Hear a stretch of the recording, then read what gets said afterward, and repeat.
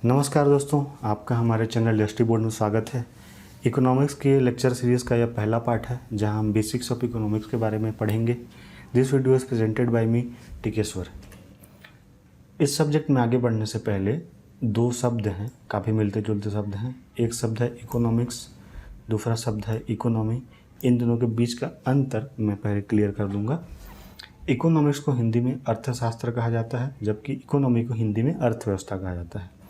Economics एक subject है, इसका मतलब ये है कि एक थ्योरी है, सिद्धांत है।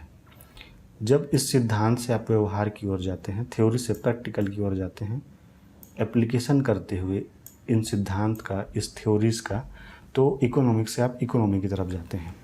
एग्ज़ाम की तैयारी करते वक्त आप पढ़ेंगे इकोनॉमिक्स, इकोनॉमी पढ़ने से बचेंगे। इकोनॉमिक्स होता क्या है? जब एक इकोनॉमिकल मैन इकोनॉमिकल एक्टिविटीज़ करता है तो उसकी इस इकोनॉमिकल डिसीजन का जो स्टडी करता है वो सब्जेक्ट है economics. Economical man, economical activity, economics, ये सब क्या है मैं आगे आपको धीरे धीरे सब समझाऊंगा। इकोनॉमिकल मैन अगर और सोशल मैन के बीच का अंतर अगर हम जान लेते हैं तो हम ये जान लेंगे कि इकोनॉमिकल मैन का इकोनॉमिकल डिसीजन क्या है। इकोनॉमिकल मैन एक ऐसा पर्सन है जो अपने प्रॉफिट के लिए हमेशा काम करता है। प्रॉफिट के लिए काम करते समय वो इस बात का ध्यान रखता है कि वो अपनी भावनाओं में न बहे और अपनी तर्क से, रीजनिंग से एक ऐसा डिसीजन ले जो उसे हमेशा प्रॉफिट दिलाए। इसका मतलब ये है कि उसकी भावनाएं इकोनॉमिकल डिसीजन लेते वक्त सबसे कम है, उसका तर्क शक्ति, उसकी रीजनिंग इकोनॉमिकल डिसीजन लेते समय सबसे ज़्यादा है और वो चाहता है कि उसे प्रॉफिट हो जाए। जबकि सोशल मैन इसका जस्ट उल्टा है, वो इमोशन ड्रिवन है, भावनाओं का इस्तेमाल इकोनॉमिक डिसीजन लेते समय ज़्यादा करता है, इसलिए तर्क या रीजनिंग का इस्तेमाल कम करता है और ऐसा करते हुए उसे अपना लॉस झेलना पड़ता है, प्रॉफिट नहीं होता है। इकोनॉमिकल मैन के इकोनॉमिकल डिसीजन, आर्थिक निर्णय मैच्योर हैं, परिपक्व हैं, इसलिए इसको केंद्र में रखते हुए हमने इकोनॉमिक्स जैसे सब्जेक्ट का डिज़ाइन किया है। इकोनॉमिकल एक्टिविटीज़ क्या होती हैं आगे मैं आपको समझाऊंगा। इकोनॉमिक्स के स्कोप के हिसाब से, स्टडी का जो दायरा है उसके हिसाब से उसे हमने दो भागों में बांटा है। एक है माइक्रो, दूसरा है मैक्रो। मैक्रो को हिंदी में समष्टि अर्थशास्त्र कहा जाता है, जबकि माइक्रो को व्यष्टि अर्थशास्त्र कहा जाता है। अध्ययन के दायरे का मतलब ये है कि इसका अध्ययन का दायरा छोटा है, स्कोप छोटा है, जबकि इसका स्कोप बड़ा है।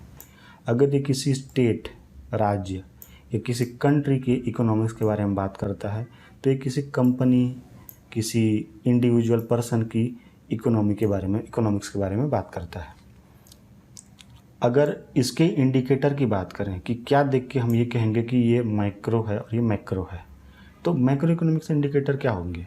देश या राज्य का बजट, देश या राज्य की फिस्कल पॉलिसी, देश या राज्य की मॉनेटरी पॉलिसी, ये सब जो होंगे बड़े हैं एक कंपनी या एक इंडिविजुअल के कंपैरिजन में, इसलिए ये मैक्रो इकोनॉमिक्स है।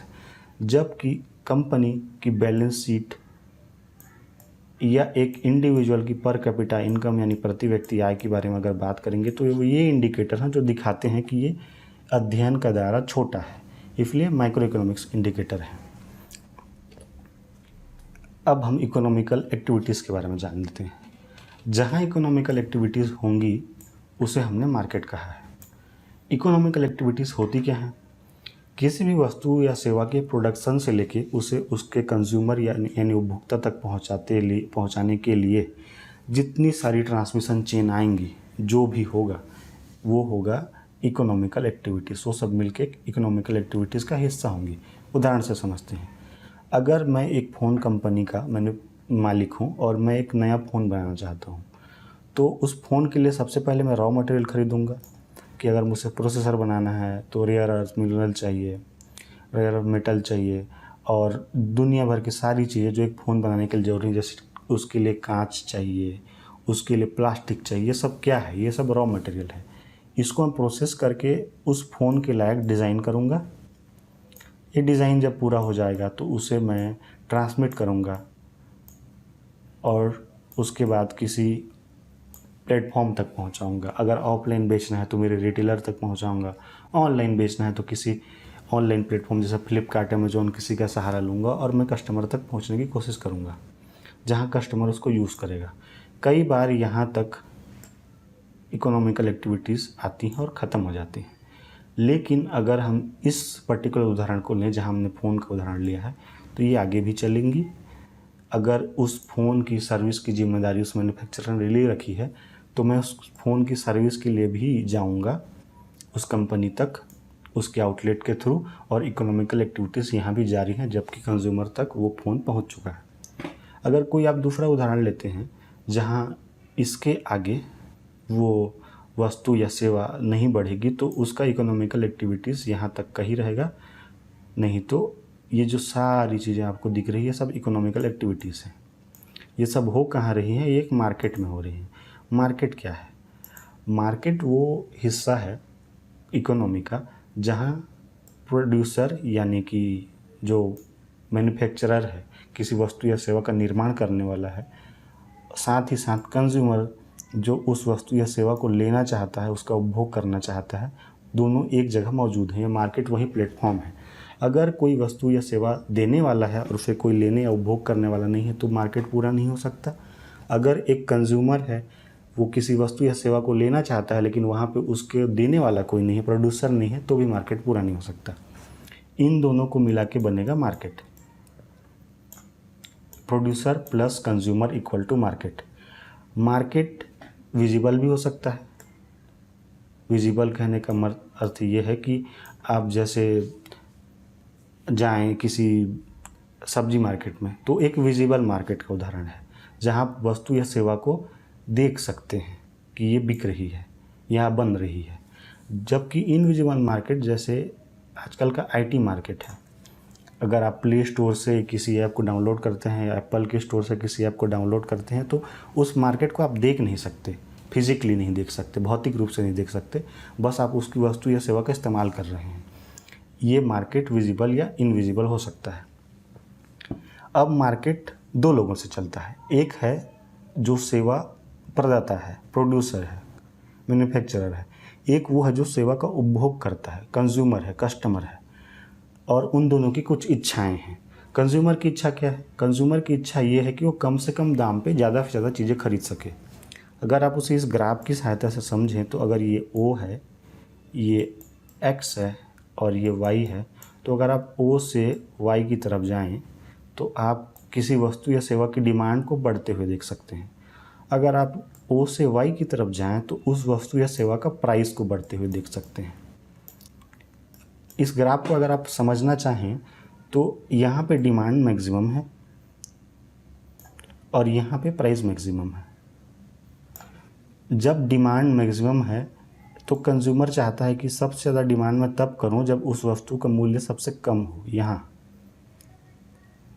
और जब उस वस्तु का मूल्य सबसे अधिक हो तो उस वस्तु का डिमांड मैं सबसे कम करूं यहाँ।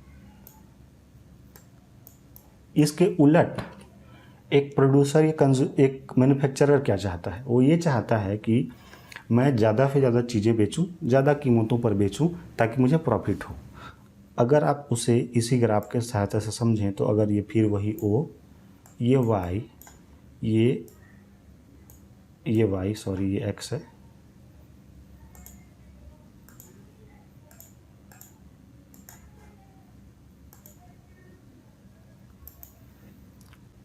ये X है, तो आप देख सकते हैं कि एक प्रोड्यूसर या एक सेवा प्रदाता या एक मैन्युफैक्चरर क्या चाहता है कि प्राइस अगर सबसे कम हो तो उस वस्तु को मैं सबसे कम बेचूं।